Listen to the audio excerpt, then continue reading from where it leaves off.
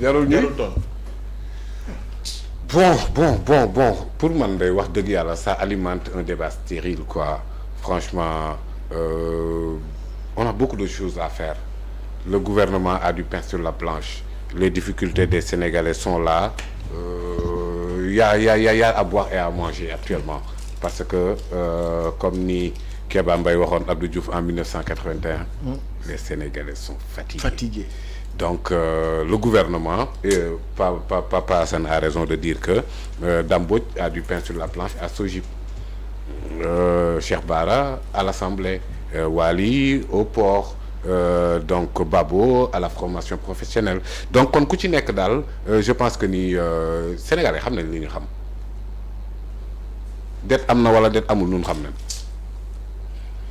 nëbb nañ ko feeñ na ñun xam nañ réew mi metti na li mettil réew mi les gouvernants qui se sont succédés ne se sont pas occupés de l'essentiel voilà de Senghor à Macky Sall alors on veut changer le système comme ni ko maître Ciré Clédor waxee on ne peut pas ne pas engager des réformes systémiques sinon c'est voué à l'échec alors donc comme ci kii yooyu noonu man jàpp naa ne defoon conférence de presse pour tontu loo xamante ne wax dëgg yàlla kiiwul gars yi nañ agir quoi par rapport à la dette par rapport à tout ce que Macky Sall a fait nañ agir loolu laa gën a gëm que nag maintenant débat boo xamante ne après oui les gens font rebondir Macky Sall a dit ceci et cetera Macky Sall sax j'espère que moom sax dina wax parce que en fait te ñun lu ñuy gën a def loolu rek on s'éloigne de plus en plus de l'essentiel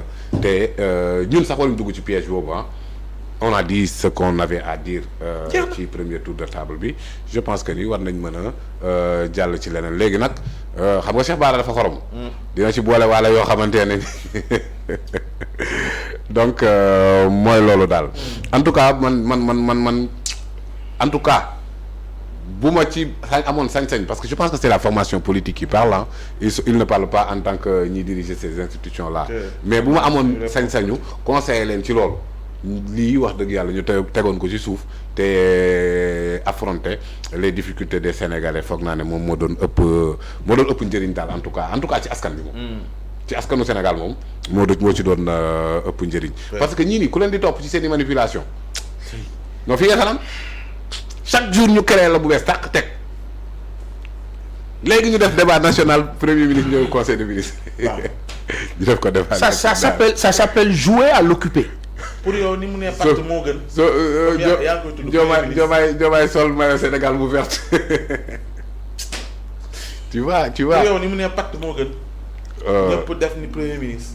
liggéey jublu ci kii bi fi mu toll nii xam nañ fi Macky Sall bàyyi réew mi xam nañ li ñu dund de 1960 à nos jours xam ko ak conscient ci impératif de changement moo tax sénégalais yi jógandoo le 24 mars passé pour changer tout ça pour dégager le système alors donc à chaque fois réplique suba gars yi dem seen siège waxaat ak yooyu pour man daal wax dëgg yàlla matu ko daal sama xalaat bon mais ma def benn précision parce que sànq ci sama speech bi dafa am erreur bu ma def mooy les 2 Burkinabés que j'ai dit que ni dañoo démissionné ils n'ont pas démissionné de Soumiva mais de famille mais le reste je maintiens c'est à cause de monsieur Thomas Guichard qu'ils ont démissionné mais c'était des employés de famille mais le reste je maintiens leur présence que je juge illégale leur présence irrégulière je maintiens l'absence de responsabilité sociétale et environnementale surtout à côté de Matam aux alentours ils n'ont rien fait ni route ni dispensaire ni école tout ça je maintiens. D'accord. Et aussi la volonté de retirer famille du contrat qu'ils exploitent depuis très longtemps. loolu c'est clair. Aliou jarutoon tontu. dañu waroon def ni pat. non Aliou li mu wax sax doyoon li Paasan wax ne Aliou mën na tontu. le président Aliou rek mën na tontu oui. non parce que finalement bu ñu doon lan la ñuy wax pour dire quoi ñoom ils ont d'autres priorités. ils ont d'autres priorités am na leen lu ñu war a def loo xam ne Sénégalais ñu ngi leen ciy xaar te nee naa leen semaine yi dafa gaaw a. damay je pose juste non damay pose xaaral maa ngi ñëw ci yow non damay poser benn question. à quel titre ils vont répondre. politique bien sûr. oui politique. ñoom ñooy porte-parole parti bi. il faut. tu as raison il y a que 2 membres de Pastef sax. waaw mais est-ce que ñoom ñooy porte-parole. moo tax ma ne maa ngi ñëw ci yow après pour être politique waaw le parce que maa ngi bu dee le parti mooy wax bu dee le parti waruñu wax bu dee c'est l'État waruñu wax waruñu wax à quel titre c'est ça le problème à mon avis il faut qu'ils existent oui politiquement il faut qu'ils continuent à exister politiquement parce que foofu ñàkkul existence politique. non à titre personnel laa lay wax ne ah ñoom. oui à défaut de preuves par rapport au travail qui leur est soumis peut-être que ni ils préfèrent continuer la polémique. doo wax secrétaire général port bi. mais dama la ko wax parce que boo ko bëgg a xam fi nga toog di nga ko xam. Aliou maa ngi ci tempo bi please. il ne faut pas qu'on revienne en arrière. non c'est un provocateur. daf ma bëgg a wax ne waa système bi la quoi. dox ñaari jéego nga bëgg a doxaat 100 derrière. waaw gis oui Aliou ñu dem nga ne jaru ko non xam nga lu tax jaru ko mais parce que am na ñeneen priorité. mais su jib rek mais marché ay marché kese la liggéey kese la c'est un boulot à faire te xëy na sax fii ba mandat bi jeex li mu bëgg di ko def. nañu jéem a seet réfléchir sur des moyens surtout sur des moyens externes yoo xam ne Dame Mbodj war na ko mën a jëli parce que man déglu naa ko une fois jàkkaarloog il a des très bonnes idées à ce niveau là man jàkkaarloog nag moom ca koor gële passé mais il a compris et yi muy proposition yi mu doon def vraiment je vais pas rentrer dans le détail mais yi mu teg mais loolu bés bu ko defee kenn waxatu ko. loolooy contenu. mais wax dëgg yàlla mais tey jii nii man dama am envie xam depuis daaw ba ren ci koor ga passé ba tey fan la ci toll ci yi mu waxoon yëpp. kooku la. non Dame Mbodj parce que il a des bonnes idées. non Dame mu ngi liggéey de. non xam nga man yooyu dina liggéey ak machin. man réflexe la yow premier quoi mi ngi liggéey xam nga man mi ngi liggéey mooy lan mooy mi ngi liggéey man xam nga xamuma man je sais juste que il a des bonnes idées parce que man bi ma ko dégloo muy wax ci waxu SOGIP ci koor gi franchement idées yi mu am baax na léegi fan la ci toll tey jii ni man ci yooyu laa bëggoon xam. mais mënu ma ko xam xam nga tax mënoo ko xam. parce que par contre di nga xam suba lan lay tontu. ci liñ ko wax ci li jógee ca ñoom Macky Sall mais polémique boobu la ñu war a arrêter. il faut que ñu wan Sénégal am na yenn saa yi sax du jar tontu xam la mooy tontu bi fan lay feeñee ci actes yi ngay poser gis nga boo anticiper par les actes que tu poses gis nga ñi nekk jàkkaarloog yow du ñu wax wala du ñu am lu ñu wax mais boo nekkee di xuloo nii c'est parce que peut-être que ni polémique bi ci la ñuy embrouiller sénégalais yëpp d'une part comme de l'autre part. te loolu polémique boobu lay indi parce que finalement boo nekkee ci nguur nga nekk ci biir nguur nga war a exécuter war a am yoo war a def ñoom lu ñu la jox la benn canevas de travail waaw oui mais c'est évident mais d'un côté comme de l'autre attention waaw mais loolu mais ñun est-ce que loolu lañu war a continuer di ko dund ñaata lañ fi wax ni ay sujets yoo xam ne war nañ ci mën di waxtaan mais ñun en principe mais ñii dañu war a fay c'est-à-dire que ñun ñoo leen di waxal à leur place. wër ko may parenthèse rek quoi ci kaw Pape Matar Diallo bi.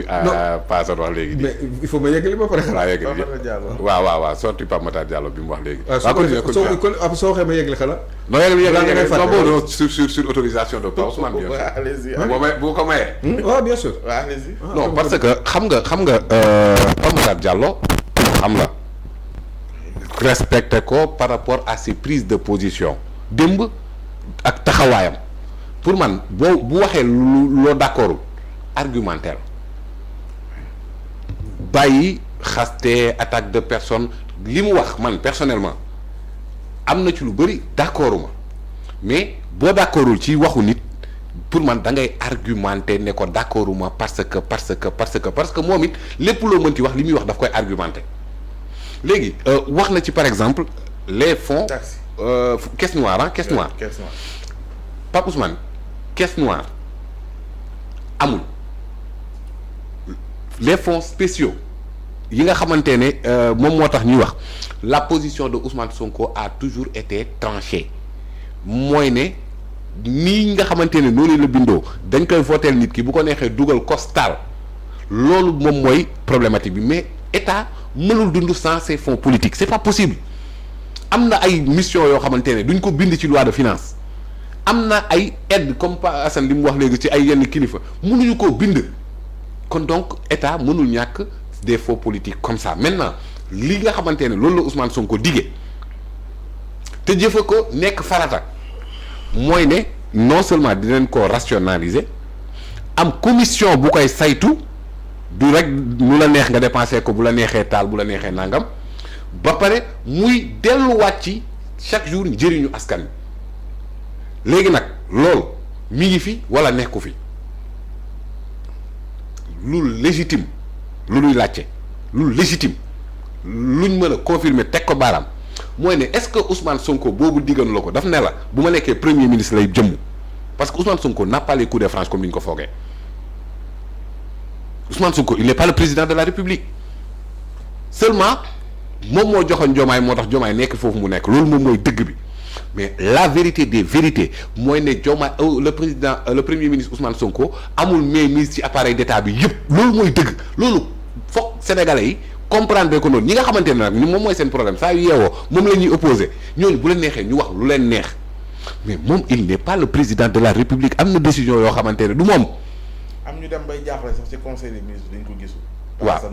waaw ku mu neex mën nga cee jaaxle. xalaat posé wu des questions. yaa ngi koy wax naan waa suba bu ñu xëyee ñu waxaat lu tax gisuñu ko. ci conseil des ministres amul problème mais li wér te wóor moom mooy il n'a pas toutes les cartes en main. c'est ça la vérité alors qu'il devrait l'avoir parce que moom lañ xañ bokk président Diomaye moom la bëggoon mun doon président de la République sénégalais yi voté président Diomaye moom lañ dégg ndigalam mais il n'a pas carrément les coups de franche pour mener lépp li nga xamante ne mu ngi ko doon promettre en terme électoral daf ko doon promettre ci kaw bu nekkee président de la République yegg seeguñ fa waaw mais Diomaye mooy Sonko mooy Diomaye defal nank nag loolu defal nank non defal nank loolu moom moo waral ñun ñëpp en tout cas ñi voté président Diomaye man boog sama bopp laay waxal moo tax ñu voté président Diomaye ma ne la bis bu ñu yeewoon ne ñu Sonko nekkatul Diomaye loolu haute trahison laa ko jàppee man lu tax loolu war a dégg parce que looloo tax ma voté man dañ ma trahir maanaam yow bu ma nee la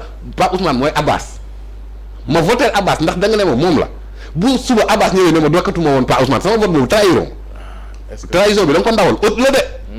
d'accord. mais nag naa la wax dara de. non daal parce que dama commencé ñu non Diomaye du Sonko. ah bon non c'est fini. lu wax loolu. mais parce que Diomaye bu doon Sonko doo ma ne yow. Diomaye il n'a pas Sonko n'a pas toutes les cartes en main pour faire ce qu'il veut. Sonko moo taxaw mu ne man Ousmane Sonko. nañ ma bàyyi ma gouverner. kon boobu da ngay comprendre rek déglu ma xam nga aussi non bàyyi ma moo. bu ñu nee bàyyi ma def lii kay ça veut dire que dafa koo. bàyyi ma xoolal Sonko du Diomaye du Sonko parce que yow tontu nga ni Diomaye du Sonko du Diomaye yow tontu ko parce que moom moo ne moom il n'a pas toutes les cartes en main.